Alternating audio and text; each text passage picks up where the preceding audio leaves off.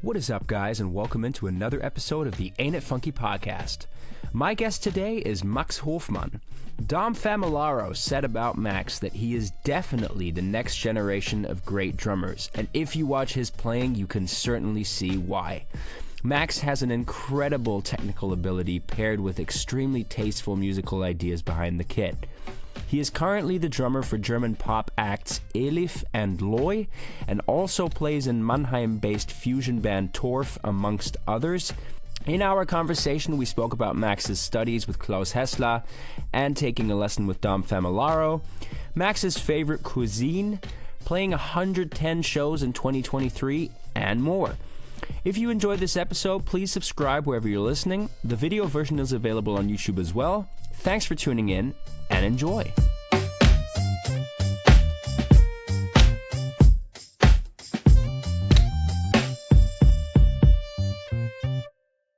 All right, Max Hofmann, welcome into the podcast. Hey, Harry, or Harry, I don't know what you prefer. Thanks for having me. Hey, either way, man, either way. Yeah, Max, thank you so much for taking the time. So you hit me up recently on Instagram because I guess you found the podcast, and then I gotta say, I went on your page and instantly I was like, holy smokes, this guy is like insane. The stuff you post, like your creative ideas, the flow. So yeah, it's I'm glad that we made this happen. Thank you very much. I appreciate it. Yeah, I just said it to you in German in our dialogue before the podcast that I'm really honored to be here. I mean, I'm not kind of any famous drummer yet, so this is really cool for me to do. And I, of course, man. But I asked you this before we started recording, because I obviously mentioned that I'd seen that Dom Familaro had said about you. That you were like the one of like the future breed of drummers or something along those lines. What was the quote from him? I don't know. If I remember it correctly, that I belong to the next generation of good drummers, something like that. Yeah. Yeah. That was a quote he dropped when I had a lesson with him, and we dealt with some themes and stuff on the drums. And afterwards, he was kind enough to like write me a cool thing on a used drum head, and he was kind enough to write such a cool statement. Yeah. Wow, man, that's amazing. And so, what did you study with him? What did he show you? I actually only had like it was 2 hours, I think, 2 hours, and the connection came from Klaus Hessler, who was a student of Dom, and I was a student of Klaus, and he hosted Dom at his place, and I took the chance to get some lessons. And yeah, it was like an overall checkup, to be honest. Like he just said, play something for me, and just to see where I'm at what point of playing or skill level. And then we adjusted some things, and yeah, he really helped me, but more from the mentality of side of things. Then we didn't really approach any technical stuff in detail. It was more about the expression, or the how do I play things with conviction, and that's that kind of stuff, like more of a mentorship. Okay. Did it live up to the legendary Dom Familaro kind of, the legendary his like ethos and his persona? Did it kind of live up to that? Yeah, it definitely did. I mean, he's a great guy, enthusiastic, 100% into everything he does, and that was great. Yeah, I really enjoyed that. Yeah, such a legend, man. Such a sad loss for the drum world, obviously. Sure. And sure. Yeah, man. But yeah, and so you studied with Klaus. So what kind of stuff did you learn with Klaus? Because I just got myself his open-handed playing book. So I know you're a big advocate of open-handed playing. Was that something you did with Klaus, or what kind of stuff did you study with him? Yeah, I started to study with Klaus when I was still in high school. I just took private lessons from him at first, and I took it as a preparation for studies later on, for an application for studies. And he just did the whole checkup, like technically, genres, just an overall checkup to make sure that I'm fit enough to get into an audition for a drum major. Yeah, and that's what we did for like 2 years. And I actually applied at university where Klaus teaches. So he got me ready for his drum major, so to speak. Okay. And so what kind was it? So you said it was kind of just general stuff. Was it like technique stuff? Did you touch on the open-handed stuff with him? Was that something that came from him?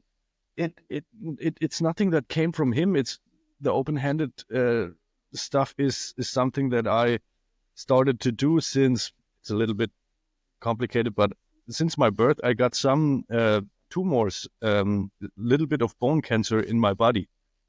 It's nothing too serious, nothing really to worry about, but I have some bones that tend to break easier than others do. And when I was like 14 or 15, everybody at that time is into Green Day and punk drumming and stuff like that. I bashed the drums. I hit them really hard, and sometimes I had some fractures in my bones because they didn't really take the hard hitting. And that's where I decided, okay, man, I need to change something. And so I switched to open-handed to like reduce the stress that I have in just one hand playing the backbeat to two hands playing or being able to play the backbeat. And that was the solution for me that really worked well to the day to day. Yeah. Okay. That's the reason why I started. Actually, no conviction of something being better or worse than, it's just a necessity of wanted to play drums and not have any problems anymore. Any injuries? Yeah. And so was that just like you just started playing along to records open-handed, or did you do any particular exercises or anything to study that kind of playing? That actually is where then Klaus came into, because he then just taught me how to really approach the open-handed thing. That's pretty much the same time where I hit him up for the preparation lessons for university later. And he then, of course, guided me with the knowledge he had from writing his open-handed book, being an open-handed player, etc., and really got me into that independence practice, that kind of stuff. That, of course, helped that I had a teacher that also did that kind of thing. Yeah. Because as I mentioned, I started studying out of his open-handed playing book, and already like the first 2 pages, I'm like, wow, I'm unlocking so many creative ideas on the toms and stuff. And obviously, I saw your Art of Drumming video not too long ago, where you talked about open-handed playing, and so it kind of, I feel like it maybe the inspiration actually kind of came from you to think, you know what, maybe I should try doing like more open-handed stuff, because you can develop so many more musical ideas. Obviously when you're playing, like crossed over or in a regular manner, if you will, you obviously can't move the wrist over to the toms. So it's actually, for depending on what you want to do, like this, this is cool, and it's but to have, I think, both both methods of playing in your arsenal, I think is a very very very valuable thing to unlock a lot of creative ideas. Sure, of course, I totally agree on that. But I see the lot of opportunities that open-handed playing gives us or can give you, but I'm not one of the guys that says this is the only way to go. I mean, I sometimes, if a groove feels better, like close-handed, so to speak, I play it close-handed, but because feel at the end wins, and what feels good and makes the song go, that's the solution. So yeah, it as long as it locks, it's cool. Mm. Yeah, man.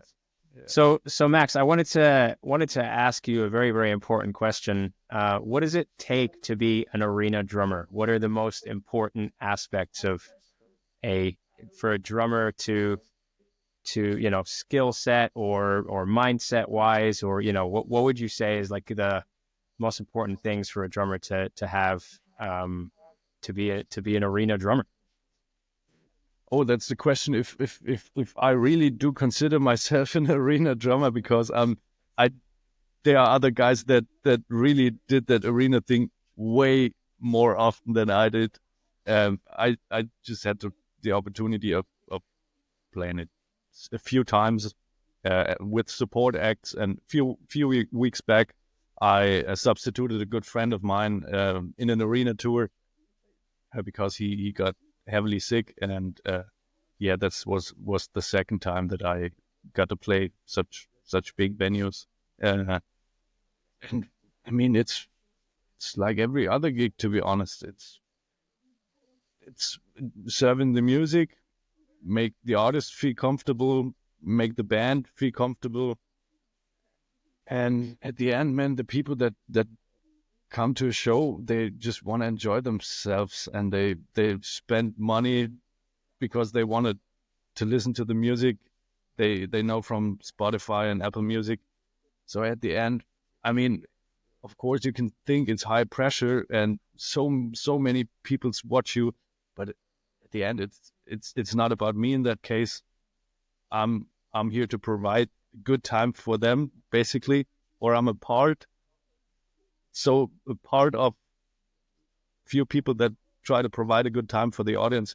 And if you think of it like that, then it takes a lot of pressure because, yeah, I mean, nobody expects anything from you. Just play the song, play the record, and it's cool. Mm. So you reckon just make sure you're staying true to the parts, because you mentioned, of course, like Spotify, Apple Music, people listen to the song, maybe a certain drum fill. A certain drum fill is kind of like a vocal. People are expecting that fill or that hi-hat pattern, or so you reckon like let's say you went in to prepare for this tour. What was your approach to prepare for it? I mean, in these kind of cases, there's usually a musical director who arranges the songs before even the band practice begins and the rehearsals start. So you basically get some demos, which may be like exactly like the record part wise, or maybe they're completely broken up and rearranged and a little faster, a little slower, another kind of vibe. And I just take it from there, what I usually get sent, and try to prepare it. And of course, often it's those are demos. There's room for interpretation because you can't expect from, for example, from keyboard player who's the musical director, that he knows how to program the perfect drum fill in and part. So it's just take what's there and try to lift it up um, to what I think suits best. And yeah, that's something I usually do, and it worked out pretty well to this point. But I always ask beforehand if somebody wants that I stick to the parts that he kind of programmed in the demo. If he wants to, I really do that. Or if if he leaves room for interpretation and says, "Man, do your thing," I just did something so you know which way we're going. Yeah. Mm. Okay, but yeah, so you say like kind of all in all, you would obviously approach it with the same kind of mindset as you would any gig. I guess from obviously, I suppose reliability, being early, because I guess on time is, if you're on time, you're late, right? Especially as the drummer, because you gotta set up your cymbals, you gotta set stuff up, so that takes some time. Yeah. I think it was Jeff Porcaro who famously said, "If you're on time, you're late." Yeah. Might have been I him. guess so. Yeah. I think so. Yeah. I mean, yeah, it's. I mean, besides all that playing and arranging and what do I play and how do I play it, as you mentioned, the soft skills are the essentials. That just being on time, being a nice guy and be friendly to everyone, whether it's the artist or it's somebody who just cleans the toilets. I don't, it's everybody, treat everybody equal and be cool. Yeah, and that's way more important often than what you play. Yeah. I love that sentiment, man. It's be nice to everybody, no matter what position, no matter where they are in kind of if you want to call it hierarchy or whatever, whether it's the big artist or whether it's, as you say, the person the cleaning lady or or whoever. I love that sentiment, man. I feel like I also always make a point at gigs to say hi, know everyone's names as well. Sure. Talk to everybody, just treat everybody's equal. Everybody's there to, everybody's doing a job and doing it well. And yeah. Yeah, that's exactly what it is. Absolutely. And so how did you kind of tell me about your sort of the gradual um the gradual journey, if you will, of kind of rising up in the ranks. Did you kind of gain your first sort of, let's call it, professional gigs out of your studies, or did you get like the contacts from there, or how did you kind of just tell me about your kind of gigging journey, and how you worked your way up to, for instance, play with like Elif or is it Loy? Loy, it's her name. Loy? Yeah, it's Loy. Yeah. So how did you kind of get those gigs? Where did that all start? Yeah, I mean, a lot of people think it's always comes from the studies that I did and the people I got to know there. But to be honest, I still work with people that I met when I was 15 or 16 years old. That's when I started like gigging every weekend with different bands. I mean, at that time I played Simon and Garfunkel tribute band or whatever it is, musicals. I didn't care back then. I don't today. And yeah, and I still try to work with people that I get to know from back in the days. And for example, that gig with Elif was just a colleague from school who was some classes above me, and we were connected via Facebook at that time, and he was a producer, and he basically just followed my journey on Facebook and saw that I now try to study drums and take it more serious, try to get it into profession.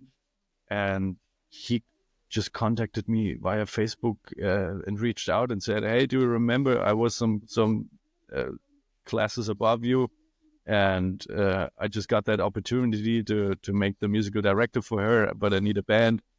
Yeah, for example, that came from a contact I had from normal regular school. Wow, man. Yeah. Yeah, so I I don't think that the only solution is to study your instrument and then everything will pop up and help. Of course, it's an accelerator because you meet a lot of like-minded people.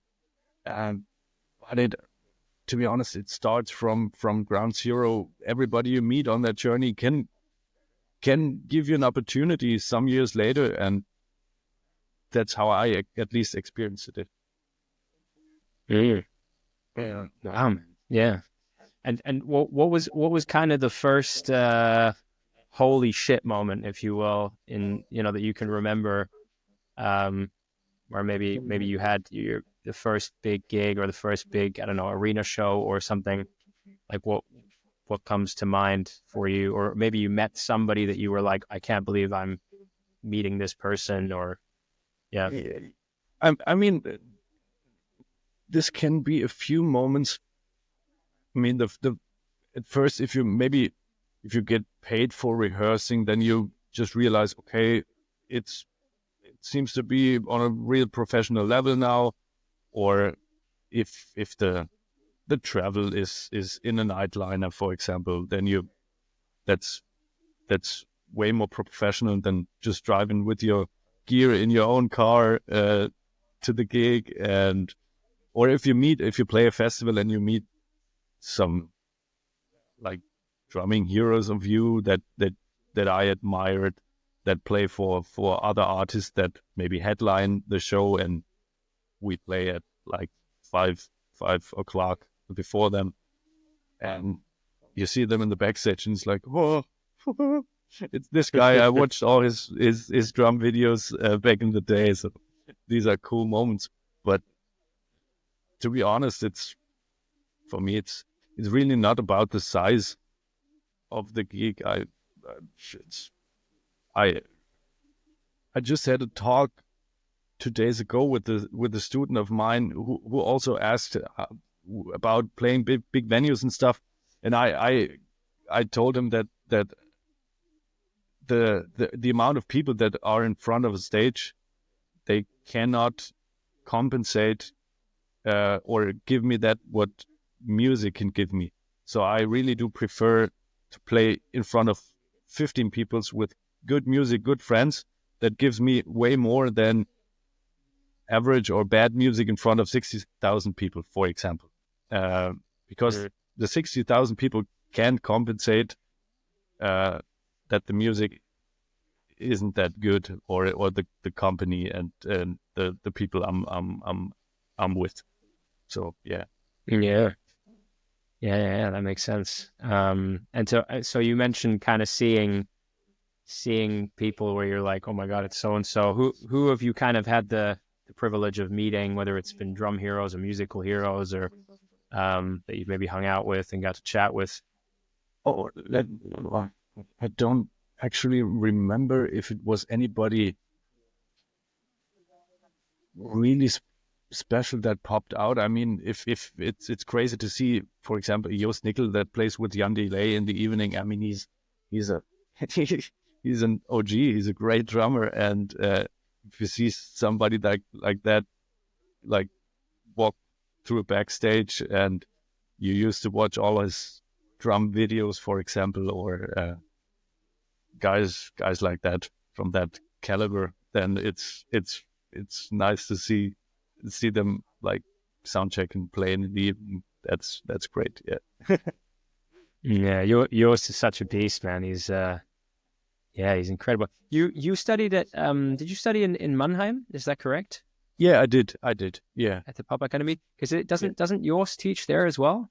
He teaches there, of course. Yeah, he does, I think, the third and fourth semester. Yeah. Okay. Yeah. Sick. It's like every teacher does like, I think Annika now does the first and second semester. I think Just the third and fourth, and others do the fifth and sixth. But I'm not sure, since I graduated like 1 year ago, and Annika took over from Udo, who was the chef of the Pop Academy before. I'm not really sure what has changed since then, or if it's still the same kind of curriculum. And yeah, so I hope don't give any misinformation on that. Okay, but did you get to study with Joost or Annika at all? Yeah, I did. Unfortunately, I picked up the studies right before the pandemic when COVID hit. Okay. So like the first 1.5 years were a lot of online stuff, and it's just we all know it, we experience it. It's a different thing, especially with great drummers like Joost, who has an amazing sound and feel and stuff. That's somebody you want to have in front of you and hear and feel how he touches the instrument. And that's just not can't be compensated online. So for the technical stuff and like mentorship exchange, it's cool.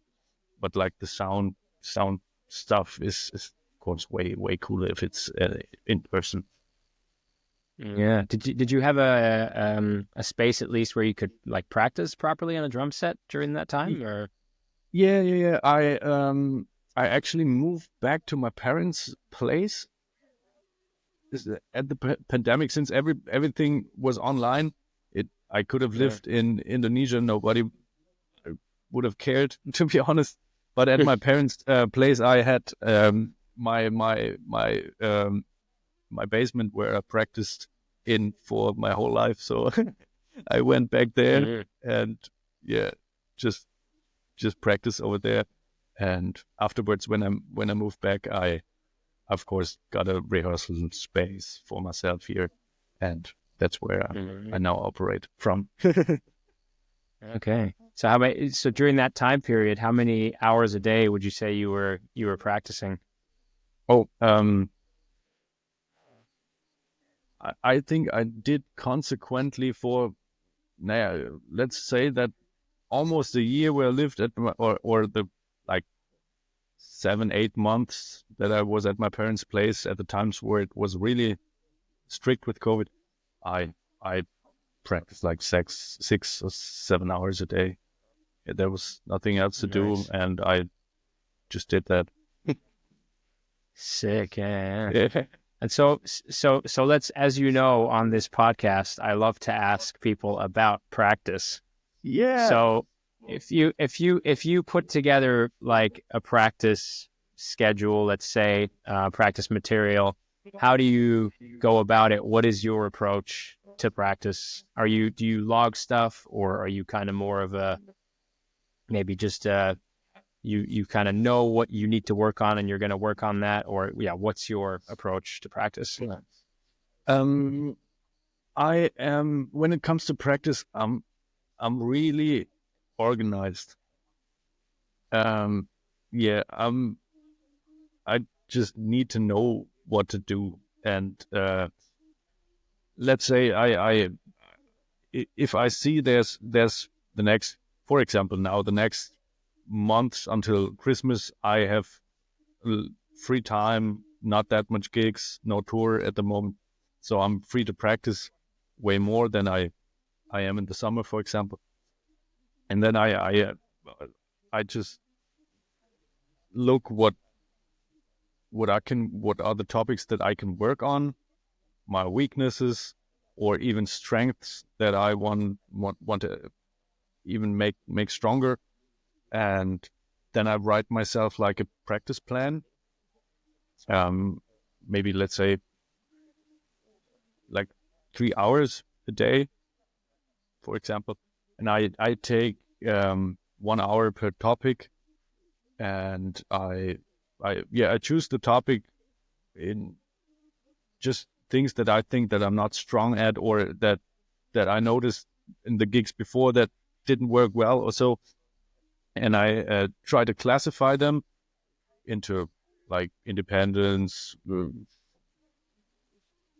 timing, technique, whatever, and I usually write myself the exercises that I want to practice, because I, I use books from time to time, but I really think it's more effective if I just think about what exercises or what would really help me with the problem that I think I have in this special case. And then I sit down and think of exercises, and then I take them to my practice space and do them methodically, step by step, try to get them fluent. And then afterwards, I try to incorporate them into my playing, like improvise with it. And yeah, so I'm pretty strict with that. So with the improvisation thing, like how much kind of time do you let's say allocate, or if it's allocating time or not, but like how much time do you kind of spend on creatively working those ideas into, because obviously going back to your like the mini moods that you now post and stuff, you've got so many like really cool ideas, like the thing with the clave, stepping the clave while you're you playing that like loop. How much time are you kind of spending practicing those like set concepts as opposed to then the creative side where you're going, okay, I'm gonna now take this thing and I'm gonna practice this until it's locked in, for example, for a video for the mini moods thing, or if that makes sense. Okay, it does. It's not always the same, but I would say at least at the beginning when I start with a new theme or topic, I usually improvise less because I need to like get the mechanics going and get the brain calibrated for what's to come. And the more fluent I'm with, let's say, a sticking, the more fluent I'm with the sticking, then I can go gradually to more improvisation. So at the beginning, it's more like really get the sticking right, make it feel good, get a good timing in the sticking. Then maybe just in the next step, orchestrate it on the set, and there is where some improvisation might start with the orchestration, like get it fluent no matter what surface you're on. And at the end, it's really about total improvisation, like play whatever I want, but have in mind that I want to incorporate that sticking, and then I improvise and really make sure that I use that sticking as often as possible in the improvisation to really get it into my playing habits. Right. Okay. Do you set yourself a timer for like do you have a timer and because you said obviously you're very organized and we'll say I'll do this for an hour, this for an hour, kind of. Yeah, I assume I do you're. that. Yeah. I do that. I just set a timer for an hour, and I go in, and I have a clock besides me so I can see, when the time's up. And sometimes but it's not always about the amount of time you practice. If I recognize that after 45 minutes, I'm good with that topic for the day, then I leave it. It doesn't make sense to practice an hour just because I want to practice an hour. So coming back to the mini moods, how do you kind of, let's say for instance the clave one, this is like my favorite one. How did you kind of go about putting that together? Was that something that came out of a practice session? Were you practicing clave stuff specifically, or how did you kind of put that together for the video? Yeah, in this case, I currently practice a lot of left foot independence with my hi-hat, like I think a lot of Keith Carlockish kind of things. He's really free with his left foot and doesn't only use it as a timekeeper, but as another musical instrument. And that was stuff that I've been practicing a lot the past few weeks. And when I thought about what kind of groove would maybe feel cool on that loop and thing, I tried out different patterns with the left foot that I can add underneath the groove, and it ended up being a clave, as easy as that. So yeah, did you then actively say like, I'm gonna prepare this for a video, or is that just kind of something you recorded and went, okay, that's cool for the mini moods thing? Yeah, that to be honest, the mini moods kind of thing, these are real spontaneous ideas. It's something I started during the summer when I was just home for like 2 days a week. The other days I was on tour playing shows, etc. And I said to myself, if I only practice on 2 days a week, it doesn't really make sense. I don't do that much of a progress if I just do it 2 times a week. So I thought about doing something that would maybe be creative, where I can check out like some mixing stuff, some video editing stuff, and in the end, I have something that I can post on the socials.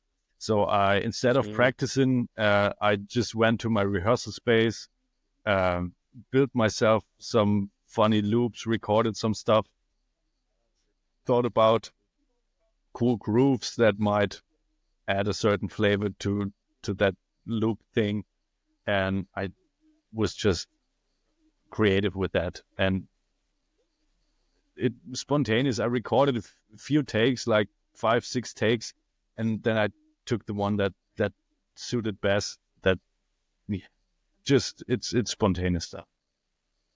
Okay.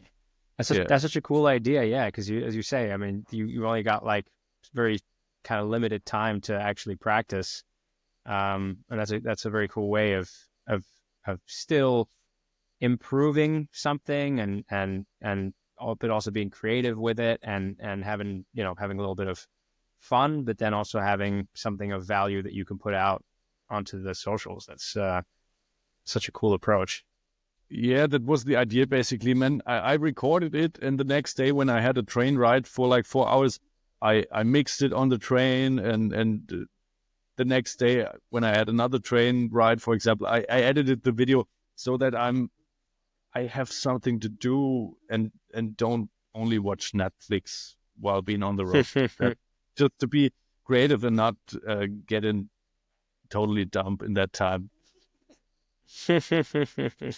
Yeah. So when you are on the road, what do you kind of like to do in your downtime? Because obviously being on tour, I know how it is with kind of, the gig is such a small amount of time in the day, and everything leading up to that, is mostly like travel and hotel rooms, or being out and about in a city if you have time to see it. So yeah, what do you kind of like to do on your downtime? I actually I try to visit the place that I'm at.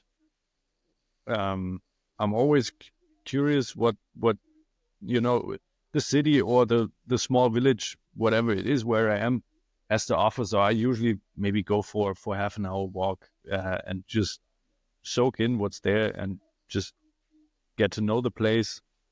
And maybe I do some pad practice. That's usually what I do, like at least maybe half an hour, little pad practice. I search for a little space behind the stage where I can do that.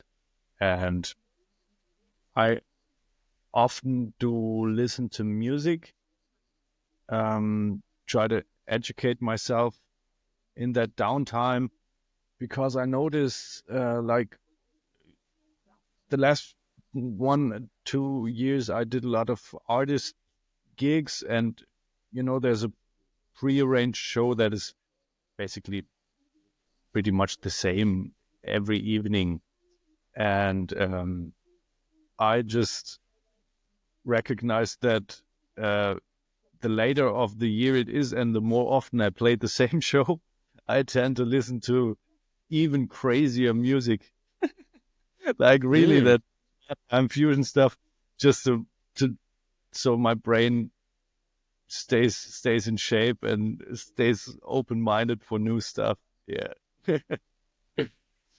Okay. Yeah. Do you combine that with the pad? Like, is that something that you'll practice the stuff on the pad like to the music, or is that like a separate thing? No, it's separate. The pad stuff, Hmm. it's something to stay in shape with the hands and the muscles, and the other thing is just to be interested, train the ears, be open to new musical styles, and yeah. Right. Nice. Yeah. Bring out new creative ideas, I guess, Yeah, for and sure. then That who knows, maybe on the gig like stuff flows out where you're like, oh, that's kind of cool. I didn't realize that was in there. Yeah. Yeah, sure. It always inspires me to check out new stuff. I mean, ev- everything is cool. There's so much music to discover out there, and uh, if you take a little bit from that kind of genre, a little bit from that band, and maybe you can use it at a time. Yeah. Yeah, yeah. And so when you're practicing on the pad, what kind of I'm a total nerd, so I need to keep asking Yeah. about practice here. But what kind of stuff have you been doing kind of recently on the pad on tour? Is it like specific things, or is it just kind of things you exercises you kind of have in your mind or in your toolbox, so to speak? Yeah. Yeah. Um, to be honest, it's a lot of rudiment based stuff. I'm a real Mm. nerd when it comes to rudiments. I, I, my drumming is, I always think in rudiments. That's how Okay. I was brought up. Maybe it has something to do with Klaus, because he was a teacher for me a long time, and he's a rudiment geek, and that's probably how I got into rudiments and seeing them as essential tools for my playing. So yeah, it has always something to do with with rudiments. I Yeah, the last half a year, I pretty much always took a piece, rudimental piece, like really a rudimental solo, and just worked on that. And if there were passages that were where I liked the sticking, etc., then I just took that sticking out and practiced that, add some BPMs, get some fastness to it, and then put it back into the rudimental solo piece and practice that. Yeah, I discovered some cool things from from a guy from the States who used to play in the U.S. Army drum corps, and he put out some great rudimental pieces, ancient stuff that Mm. um, that he kind of uh, wrote down in good musical notation, because the old stuff is always handwritten written stuff. And yeah, he sells the PDFs online, so I bought a bunch of them, and that's what I like to practice last few Nice. months. So Yeah. who's the guy? What's the guy's name? uh now you got me. It is Sure. just, and maybe I find it, otherwise I just send you the name afterwards. Send me the name if uh you think of it, because I I'd need to look it definitely up, love to be to. honest. Cool. No Yeah. worries. Yeah, I mean, I'd be very interested to look at that stuff, because yeah, I used to love doing like the Wilcox and stuff and whatnot. Um, Yeah. like all that um, all uh, that all that Wilcox and marching band stuff. So good for the hands, man. It's yeah.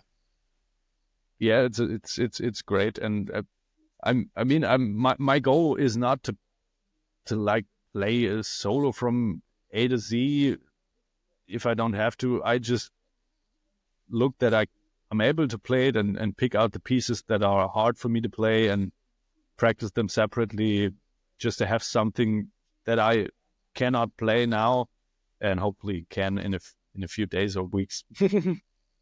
Mm, absolutely, Yeah. absolutely. And so tell me about I'm curious to know all about the year 2023 for you because it sounds like it was a very, very eventful year. Because I saw you played like a gig every 3 days or something. Is that right? If I mean, not really every 3 days, but last year I was fortunate enough to play like over was basically 110, 20 shows um, that I played in that year. That was a lot, really a lot. Um, not Oh just yeah. big stuff, but everything. I mean, it's been local gigs. It's been some musicals that I played. It's been some small shows with my own band. It's been some artist stuff. Yeah, but that was like the first year coming out of pub academy or university, where I really was in the music scene, just trying to work, do my best, and uh, play everything that I possibly could have played. I just accepted a lot of stuff, made it happen. If I had like an off day on a tour, I drove 400 kilometers to a small club to play some soul music with people. Then in the night, I drove back and yeah, just do everything that I can just to get experience, fail, learn, do it again, do better, and yeah. Wow, man, that is wild. Wow. Yeah, and so congratulations for that, man. That sounds freaking insane, and hats off to you for just taking everything you could. And so was that kind of, did you have quite a big block of stuff in the itinerary from like the start of the year, or did that just happen to kind of unfold that way throughout the year? Yeah, second, it unfolded throughout the year. I mean, at the start of the year, I thought, oh, okay, I have some shows, but not that much. Let's see how it will be, and it eventually got more and more, and some stuff on short notice, some stuff that added to the calendar uh, for the end of the year, and it turned out to be way more than I expected it to be. Yeah. Yeah, yeah, yeah. Wow, man, incredible, incredible. And so along the way, because you said so you teach as well, right? I do 1 day of teaching per week at a local music school. Yeah. Okay, okay. And so were you doing that last year, or is that quite a recent thing? No, I also did that last year. It's yeah, just 1 day per week. But I love the students there. They are really, yeah, they they're eager to learn, and for me it's like at least a small amount of steady income. Um, because coming out of university, uh, being independent financially from my parents, it was just Mhm. something that I felt comfortable with, to have like at least some bucks a month that I can rely on for the rent and stuff. Since I did not know how the year will turn out with gigs, how much gigs I will play, how much money I will earn, and yeah, that's pretty much how I approached it. And I like teaching. Mm. It's it's I at, at the point now I wouldn't want to do it like 5 days a week. But if you have students that are curious and you're good with methodics and didactics and you know what to do, then teaching can be quite fun. I experienced, to be honest. Yeah. Mm. Nice. And is Mannheim quite a like affordable city to live? What's it like to live there? Yeah, it is. I think compared to like Munich, Hamburg, Berlin, it definitely is. Um, of course, everything gets more expensive, but it's absolutely okay. It's absolutely okay. Is there a lot of good food in Mannheim? Yeah, I mean, Mannheim is, I think, the city in Germany with the most, I don't know how to say it or correctly say it, the most immigrant population by percentage. Okay. So Yeah. there are a lot of cultures in that city here, and a lot of cultures always bring a lot of different foods to the table, and it's great. It has a lot of great food places here. Okay. Would you consider yourself a foodie, or you like do you like your food? Yeah, I actually I love to cook. Okay, nice. So Nice. yeah, I love to go out and get some food, but I also like to be inspired like by some food reels you can watch on Instagram and stuff where people put together like great meals. I sometimes save them for me Nice. and try to recook them.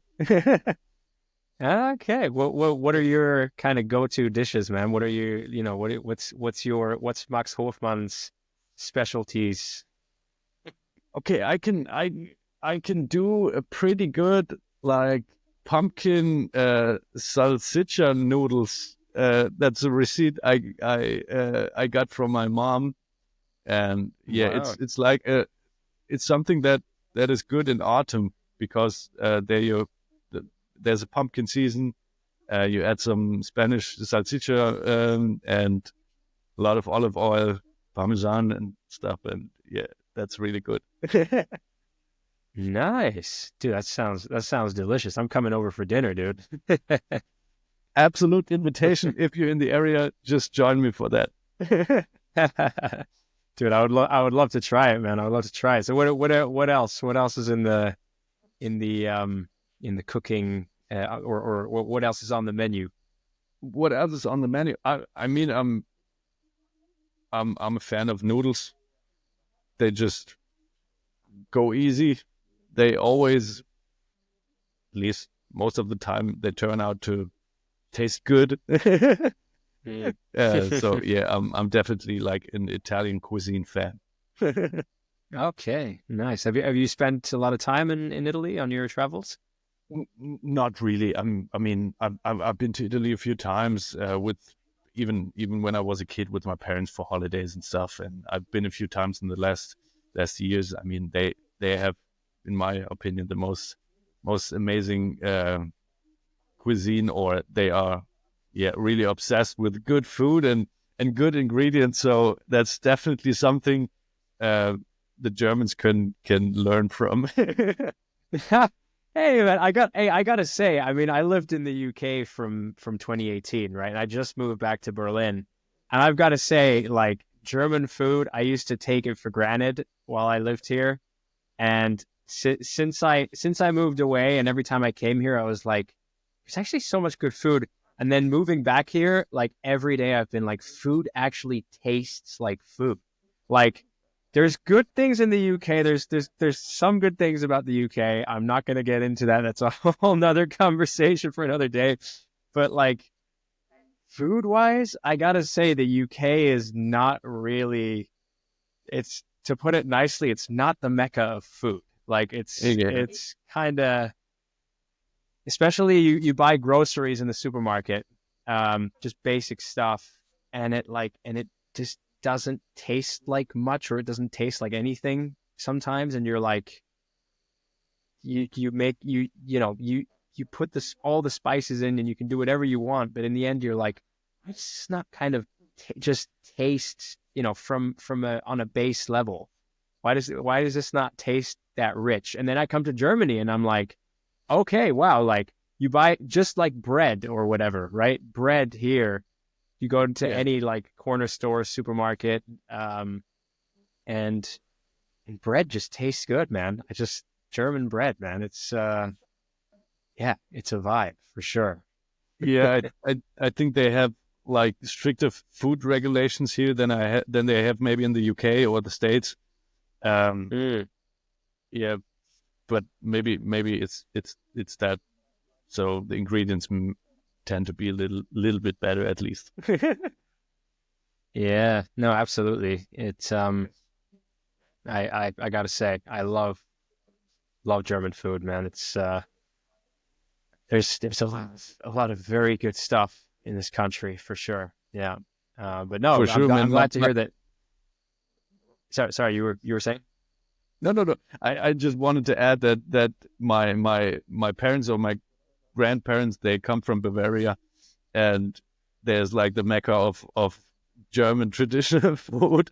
So my grandma can cook the most amazing uh, Schweinebraten. Oh, oh, Yeah. yeah, sign me up. Oh, amazing. What part of Bavaria are they from exactly?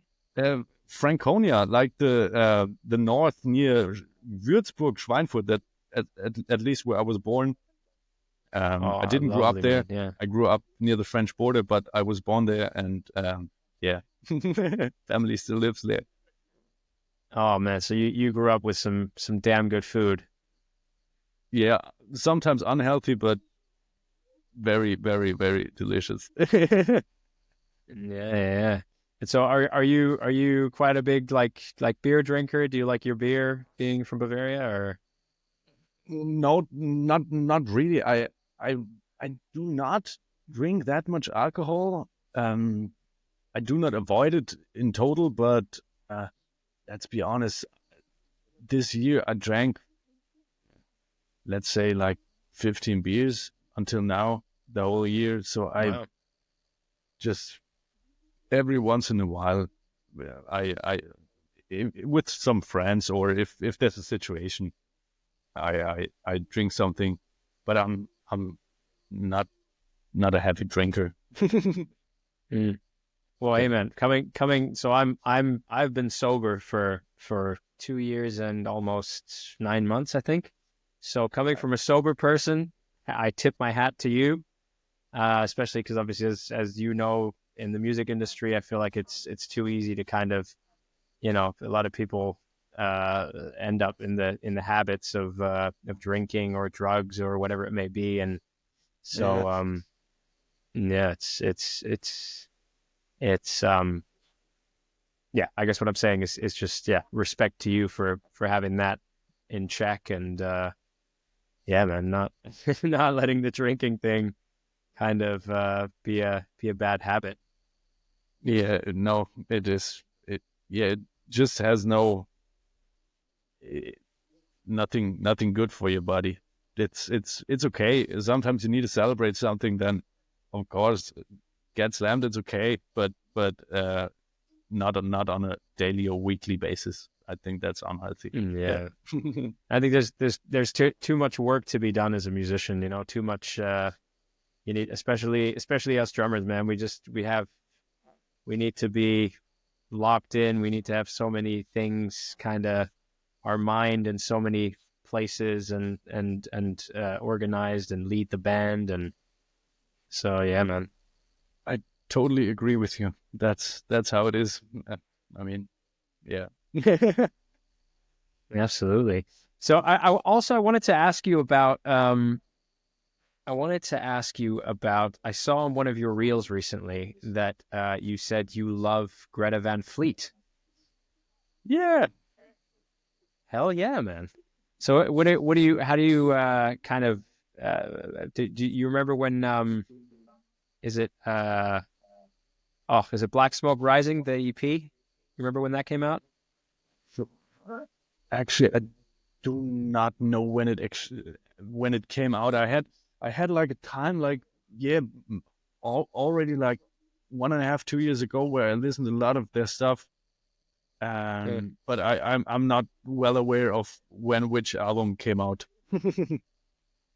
Right. And so have you gotten to see them live? I saw them once at a festival. I mean, we then left because we were there with a like little bus and had to drive back home. Yeah. So I only caught like 50 minutes of their set, but they have a Okay. great energy. Oh, absolutely, man. Yeah, yeah, yeah. It's I remember when they first came out, and like all the comparisons to Led Zeppelin, of course, but But I gotta say, yeah, they really do for like a bunch of young guys playing that kind of like that style of music that you would think might come from like an older generation or whatever. Yeah. It's quite, it's quite refreshing to see actually that so many people are into that and have latched onto that. Yeah, I mean they facelifted it. They do it in a fresh kind of way. I mean, it's well mixed. It's great playing. Um, it's great songwriting in the first place. So I mean, what can go wrong if those three things are in good condition, so to speak? Hell yeah, man. Absolutely. So let me ask you this. What would be, let's say you could get the phone call tomorrow for like any gig in the world. What would be your dream gig? Oh, I I'd say it's something you maybe would not expect, but Mhm. maybe it's Joe Cocker. Oh, wow. Okay, nice. I Amazing. mean, he has a hell of a band. It's a great band. He's got great songs that have great energy, and that's just something where you could like really just slam the 2 and 4 and just have a pretty good time. Yeah, just play off the band, absolutely. Because I have you seen that movie? Can't remember what it's called, but they did that big epic tour uh with like a huge group of like a band and just like entourage and um do you know which one I mean? Have you seen that? What was it, like a documentary on Amazon or Netflix, or was it a movie? Yeah, yeah, yeah. Yeah, it was a documentary about a what was it called? The Joe Cocker uh because I watched that recently and that was amazing. Hang on. It was called yeah, Learning to Live Together: The Return of Mad Dogs and Englishmen with Tedeschi Trucks Band narrating it. Okay, no, I haven't watched that, but I need to write that down. Maybe you can just send me a link afterwards, so I will definitely check it out. Dude, absolutely. Because there, it's like it's fascinating how Joe was just this like force of nature, right? And like behind the microphone, he just now there is a guy with energy. Speak of energy, like his just like larger than life energy, and that the way the music flowed through him, and the way he commanded the band and the crowd, and but then it's basically this big tour that they did with like Leon Russell and just like this huge band of incredible musicians and yeah, it's fascinating to see. um yeah, it's a fascinating story because it's kind of like a tour unlike any other. Okay, Yeah, great, great. so it's definitely one I can recommend. But Joe Cocker, that's a very very cool choice. Was that something that have you listened to Joe Cocker since like childhood? Is that something that kind of strikes your heart when you hear it, or what's the kind of reasoning behind Joe Cocker? Maybe it's just something that I, as a teenager or kid, I used to play along to in my parents' basement. Like, of course, I back then I didn't know the message, but you can leave your hat on, the song by Joe Cocker. It's a goddamn hit. It's so in the pocket, and I played it like 1,000 times in my parents' basement, and like imagine to play in his band, and and yeah, Oh that's yeah, man. just maybe it comes from back then. Nice, man. Yeah, I know that feeling of like when you know something from childhood and then whenever you hear it, it just there's just something electric that happens inside you, especially that song. I know exactly what you're talking about. It's such a banger, such a great track, and yeah, great, as you said, great pocket, and yeah, man, Very, very cool dream gig, man. It's gotta be said. Yeah, Joe Cocker, very nice. It probably will not happen, but at Well, least sadly no, but yeah. Yeah. yeah. All right. Well, Max, we're coming to the end of this episode, but I really, really appreciate you coming on, and it was a blast to chat to you. Is there anything at this point that you kind of want to plug or shout out? Anything you got coming up? I mean, at first, thank you very, very much once again. I mean, yeah, you have some of the most amazing drummers on your podcast, on your show, and I'm super happy that you also give like a young gun the opportunity to kind of chat with you and be interviewed. That's awesome. I really like the podcast. That's the reason why I wrote you the message at the beginning, because your podcast felt more like a dialogue instead of, let's say, other drum related podcasts always go from the biography, from where did you grow up, what was school like, how did you pick up the drums, and it's always the same mechanism. And I really love that your podcast was more of a exchange, and you also asked a lot about practice habits, and if you didn't get the right information, you asked twice. That's what I really like, that you really want to get insight in the methodical stuff. And yeah, it's just a great podcast. And I have, to be honest, I have nothing really special to add. I mean, next year in January, I will be on a little small tour, 6 dates, with my instrumental, like, fusion project. We play some small jazz clubs around Germany, and if anybody wants to hang and say hi and come to the show, yeah, it's really appreciated. And you can I'll post the dates on my socials, and you'll probably find them on there. So yeah, thank you very much.